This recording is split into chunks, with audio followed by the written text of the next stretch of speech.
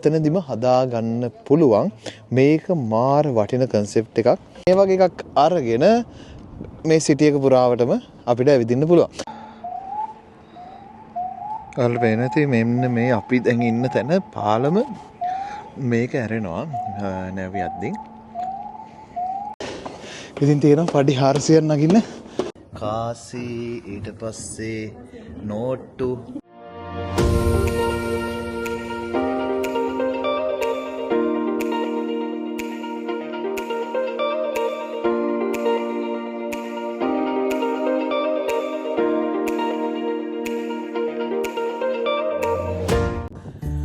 පෝලන්තේ ගඩස් නගරයට තවත් අලුත් දවසක් උදා වුණා. වසන්ත කාලේ ඉර පායලා තියෙන ආසේ වලාකුලක්වත් නැති මේ වගේ දවස් හරිම ලස්සනයි. ඉතින් අද අපි කතා කරන්නේ පෝලන්තේදී අපි දැකපු අමුතු දේවල් ගැන. එහෙනම් අපි කෙලින්ම යමු වීඩියෝ එකට. හරි එතකොට අපිට ගන්න මේ වගේ බයිසිකල් ගන්න පුළුවන්. එතකොට මේකට තියෙන ඇප් එකක් QR කෝඩ් එක ස්කෑන් කරලා මේ වගේ එකක් අරගෙන මේ සිටි එක පුරාවටම අපිට ඇවිදින්න පුළුවන්. ඒ වගේම මම තව වැදගත් දෙයක් ඔයාලත් එක්ක ෂෙයා කරගන්න හිතුවා. ඒක සාමාන්‍යයෙන් අමුතු දෙයක්. මොකද ඒක අපිට දකින්න පුළුවන් උනේ නැහැ ස්වීඩන් වලදීත්. ඒකට හේතුව තමයි තව පොඩ්ඩක් ඉස්සරහට ගියාම තියෙනවා මෙන්න මේක හරිම වැදගත් දෙයක් මම ඔයාලත් එක්ක ෂෙයා කරගන්න හිතුවා. මෙතන තියෙනවා අපි බයිසිකල් එකක් පදිනවා නම් අපිට ඕනි කරන හැම දෙයක්ම වගේ බයිසිකලේ මොකක් හරි අකරතැබ්බයකට ලක් වුණොත් උදාහරණයක් විදිහට අපිට හුලන් ටිකක් ගහ ගන්න ඕන නම් මේකෙන් පුළුවන් හුලන් ටිකක් ගහ ගන්න. ඊට පස්සේ ටූල් කිට් එකේ තියෙන හැම අයිටම් එකම වගේ මෙතන තියෙනවා ස්පැනර්, ඊට පස්සේ පොඩි නියනක් ඕනේ නම් එහෙම, ඊට පස්සේ ඒ වගේ හැමදේම වගේ මෙතන තියෙනවා. ඒ නිසා හරිම ලේසියෙන් අපිට බයිසිකල් එක මෙතනදිම හදා ගන්න පුළුවන්. මේක මාර වටින concept එකක්. ඉතින් ඒ දේ අපි පෝලන්ඩ් වල අපි මේ ඇවිල්ලා ඉන්න සිටි එකේදී දැක්කා. ඉතින් මේ වගේ දේවල් ඇත්තටම මම හිතනවා ලංකාවෙත් කරන්න පුළුවන් නම් මාර වටිනවා. සහ මේ විදිහට පාරවල් බයිසිකල් පදින්න මිනිස්සුන්ට පාරවල් ටික හරියට හදලා දීලා ඒ විදිහට මේ පහසුකම් සපයලා දෙනවා නම් මිනිස්සුන්ගේ සෞඛ්‍ය දියුණු වෙනවා වගේම අනතුරු අඩු වෙනවා.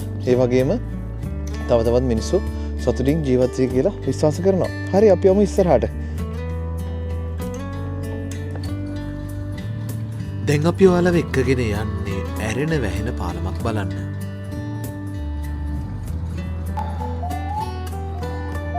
ඔයාලට පේනවා ඉතින් මෙන්න මේ අපි දැන් ඉන්න තැන පාලම මේක ඇරෙනවා. මෙන්න මේ විදිහට මේ පාලම ඉහළට එසවෙනවා. ඒ වගේම මේ පාලම ළඟ තියෙනවා ට්‍රැෆික් ලයිට්ස්. ඉතින් පාලම හරියටම ඉහළට ඍජුව එසවුනාට පස්සේ පාලම ළඟ තියෙන ට්‍රැෆික් ලයිට්ස් කොළ පාට වෙනවා. ඉතින් ට්‍රැෆික් ලයිට්ස් කොළ පාට වුණා කියලා කියන්නේ පාලම ළඟ තියෙන යාත්‍රාවලට මේ පාලම හරහා යන්න පුළුවන්. ඉතින් ඔයාලා මේ දකින්නේ පාලම ඉහළට එසුණාට පස්සේ ගමන් කරන යාත්‍රාවක්. ඉතින් යාත්‍රා සියල්ලම ගමන් කරලා ඉවරුණාට පස්සේ පාලම නැවත වතාවක් කලින් තිබුණු තත්ත්වයට මෙන්න මේ විදියට පහත් වෙලා මිනිස්සුන්ට ගමන් කරන්න පුළුවන් විදියට පාලම නිර්මාණය වෙනවා.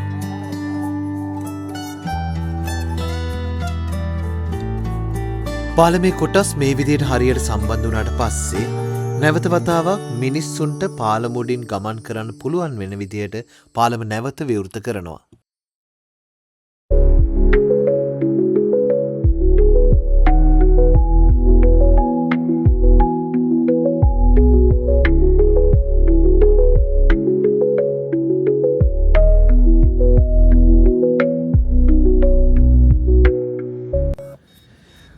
අපි දැන් කරන්න යන්නේ ග්ඩාන්ස්ක් නගරයේ තියෙන උසම ගොඩනැගිල්ලකට නගින්න. ඒ නැගලා ඉවර වෙලා කොහොමද මුළු ග්ඩාන්ස් සිටි එකම පේන්නේ කියලා බලන්න තමයි අපි දැන් යන්නේ.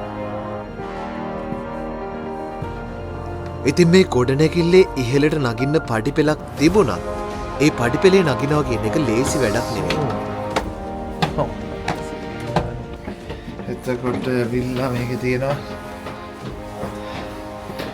තියෙනවා පඩි 400ක් නගින්න.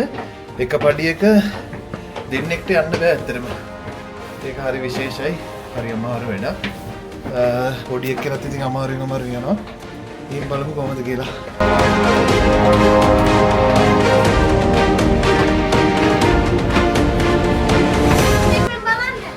දැන් අපි පඩි 150ක් නැගලා ඉන්නේ. නවදිනවා. ටිකක් අමාරුයි. පොඩි එක්කෙනා එයා නගිනවා කිසිම අවුලක් නැතුව. හැබැයි අපේ අනික් කට්ටිය තාම පහළ ඉන්නේ. මෙන්න මේ වගේ තමයි පහළ පේන්නේ. දැන් කියන්න කියලා තියෙනවද? චුටි කීයද? 330. හරි. එයි. පඩි 330ක් නැගලා තියෙන්නේ. ඔයාලා මහන්සිද? 340. ඔන්න දැන් අපි 400 වෙනි පඩිය ළඟ ඉන්නේ. අපි දෙන්න 400 වෙනි පඩිය දැන් නැගලා මෙතනින් යනවා මුළු ගඩන් සිටි එකම පේනවා කියලා තියෙනවා. අපි එතන ගිහින් බලමු. ඔන්න ඔය විදිහට අපි මෙතෙන් ආවට පස්සේ මුළු ගඩන් සිටි එකම අපිට පේනවා. ඒක වලට පේන්නේ ඇති. හරිම ලස්සනයි. ඒ වගේම ගොඩාක් පරණ බිල්ඩින්ග්ස් තමයි තියෙන්නේ. එතකොට ගොඩක් ඒවා නිකන් තැඹිලි පාට දුඹුරු තැඹිලි හුරු පාටක් තියෙන්නේ. ඉතින් ඒ පාටට හුරු බිල්ඩින්ග්ස් තමයි ගොඩක් තියෙන්නේ. ඉතින් හරිම ලස්සනයි. මේකේ view එක මං හිතන්නේ අපි දැන් ඇවිල්ලා ඉන්නේ ටිකක් දවල් වෙන්න. මේක ගොඩක්ම සමහර ලාවට හවස් වෙද්දී සන්සෙට් එකත් එක්ක ගොඩක් ලස්සනට ඇති කියලා හිතනවා. Some persons may be. ඔයාලට පේන්නේ වගේ පොඩිද සමහර අය?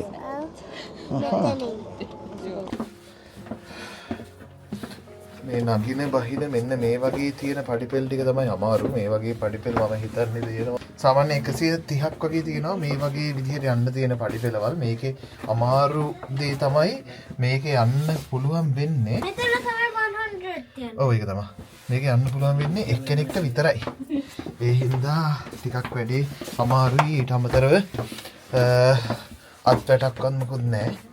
ඒ නිසා ටිකක් අවදානම් වැඩක්. 90. ඒ වුණාට අපේ නෙවිදු මේ වැඩේ ඒ ආසාවෙන් උඩට ගියා සහ පරිස්සමට වහිනවා. ඉතින් මේ තවයකට නැගලා බහිද්දින් අපි දැක්ක විශේෂ දෙයක් ඒකේ තමයි මේකේ තියෙනවා පහළ පොඩි කඳු වගේ මම දන්නේ ඇත්තට මොනවද කියලා. ඒවට මිනිස්සු විසි කරලා තියෙනවා සල්ලි. එතකොට ඔන්න ඔය වගේ කාසි ඊට පස්සේ නෝට්ටු ඒ වගේ දේවල් විසි කරලා තියෙනවා. තව පොඩ්ඩක් නෝට්ටු ටිකක් ඇහිඳිමුද? ඔව්නේ. කොහොම හරි එන්න මේ විදිහට සල්ලි විසි කරලා තියෙන මොකක් හරි හේතුවක් ඇති. ඉතින් මිනිසුන්ගේ විශ්වාසයක් ඇති මොකක් හරි. ඉතින් පෝලන්තයේ ගෙවුණු තවත් ලස්සන දවසක් මේ විදිහට අවසන් වෙනවා. අලුත් වීඩියෝ එකකින් අපි ඉක්මනටම මුණ ගැහෙනකන් හැමෝම පරිස්සමින් ඉන්න. හැමෝටම ජය වේවා.